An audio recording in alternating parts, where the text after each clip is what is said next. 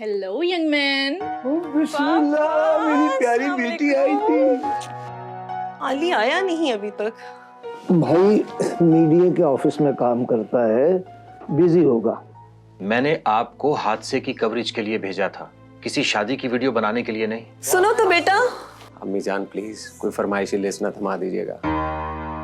ये क्या कम है कि मैं और तुम अकेले नहीं हैं, हमारा बेटा हमारे साथ है।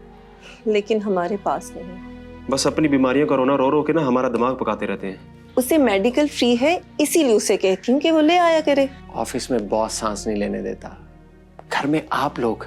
बच्चों का वक्त बहुत कीमती है बानो, बच्चों के सामने उनकी अपनी जिंदगी है।